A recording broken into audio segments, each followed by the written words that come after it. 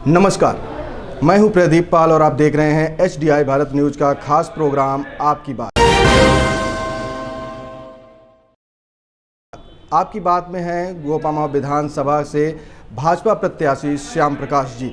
श्याम प्रकाश जी 2012 में सपा से और 2017 में भाजपा से विधायक रहे हैं और ये अपने बेबाक अंदाज के लिए ज़िले में काफ़ी चर्चा का विषय रहते हैं। आज उन्हीं से जानेंगे कि वो इस बार अपनी हैट्रिक लगा पाते हैं कि नहीं। चलिए उन्हीं से बात करते हैं। सबसे पहले मैं आपसे जानना चाहेंगे, आप 2 बार विधायक रहे हैं, हैट्रिक लगाने के लिए कितना आश्वस्त हैं?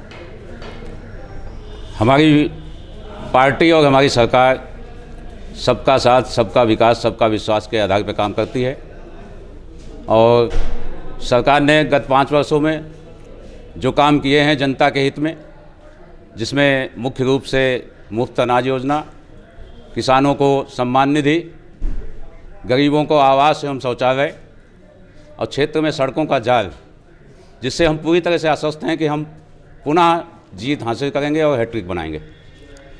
आप 2 बार विधायक रहे हैं, कौन सी ऐसी उपलब्धियां हैं जिनको लेकर आप जनता के बीच में जाएंगे? गोपामाव विधानसभा में मेडिकल कॉलेज की स्थापना हुई है, इंजीनियरिंग कॉलेज निर्माणाधीन है, पिहानी के चारों तरफ पिहानी शाहबाद, पिहानी सरिया, पिहानी जेबीगंज, इन सड़कों का चौड़ीकरण बहुत ही उच्चीकरण से निर्माण हुआ है और गोपामाव से जो पिहानी मार्ग है उस पर भी 30 करोड़ रुपया सैंक्शन हो चुका है। चुनाव के बाद उस पर भी काम शुरू हो जाएगा। आवारा गोवंश बहुत बड़ी समस्या है किसानों के लिए, इसके लिए क्या उपाय किए जा रहे हैं? आवारा गोवंश वास्तव में किसानों की बहुत बड़ी समस्या बन चुकी है। सरकार ने काफ़ी प्रयास किए, बड़ी बड़ी गौशालाएँ बनाई गई, उसके बाद हर गांव सभा में एक गौशाला बनाने का आदेश हुआ, किंतु उसके बावजूद भी अभी ये समस्या पूरी तरह से ख़त्म नहीं हुई है। हम सरकार को ये सुझाव दे रहे हैं आपके माध्यम से कि चुनाव के बाद में उत्तर प्रदेश में टाइगर सेंचुरी के तर्ज पे एक काऊ सेंचुरी का निर्माण किया जाए और जिसमें उत्तर प्रदेश के सभी आवारा गोवंशों को बंद किया जाए। लेकिन गौवंश के लेके मैं ग्रामीण क्षेत्र में घूमा हूँ तो काफ़ी नाराज़गी है, कहीं ये इसका प्रभाव इस चुनाव पे तो नहीं पड़ने वाला? निश्चित रूप से कुछ नुकसान होगा, किंतु उसकी भरपाई हमारी जो सरकार की अच्छी योजनाएं हैं उनके माध्यम से पूरी तरह से हो रही है। पिहानी को पिहानी तहसील बनाने की मांग काफ़ी दिनों से उठ रही है, क्या इस पे कुछ काम होगा, कुछ सकारात्मक प्रयास होंगे? काफ़ी प्रयास किए गए, कुछ तकनीकी कारणों से ये काम नहीं हो सका है और मेरी पहली प्राथमिकता होगी चुनाव के बाद में कि पिहानी को तहसील बनाया जाए। एक अगला सवाल है, गोपामाव और पिहानी से जो रोड है वो बहुत जर्जर है, इस पे क्या काम चल रहा है? इस पे माननीय केशव प्रसाद मौर्य जी हरदोई आए थे, जिसमें उन्होंने उसकी स्वीकृत प्रदान की थी। 30 करोड़ रुपए की स्वीकृत है और निश्चित रूप से चुनाव के बाद में उसका टेंडर होगा, उस पर काम शुरू हो जाएगा। अगर ये चुनाव आप जीतते हैं तो आपकी क्या प्राथमिकताएं रहेंगी गोपामाव विधानसभा की जनता के लिए?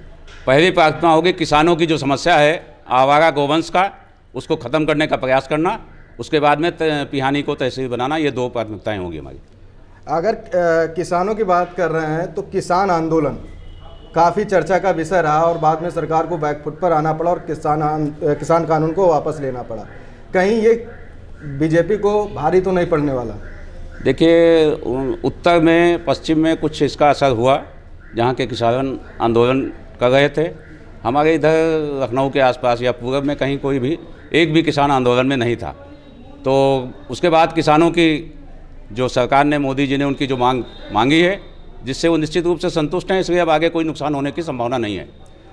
अभी एक लखीमपुर के खीरी का जो मामला है उसमें उनके बेटे, जो टेनी जी के बेटे हैं, उन्हें जमानत पर रिहा किया गया। इससे जो विपक्ष है वो काफ़ी आक्रामक रूप अख्तियार किया, उसके बारे में आप क्या कहना चाहिए? देखिए, जमानत पे रिहा करना ये तो अदालत का काम है और जो भी उसकी विधि सम्पन्न कार्रवाई हुई होगी उसके अंतर्गत उन्हें रिहा किया गया होगा, इसमें कोई टिप्पणी करने की आवश्यकता नहीं है। जी, आप हमारे प्रोग्राम में शामिल हुए, इसके लिए बहुत बहुत धन्यवाद विधायक जी। आप देखते रहिए HDI भारत न्यूज़ का खास प्रोग्राम आपकी बात। नमस्कार।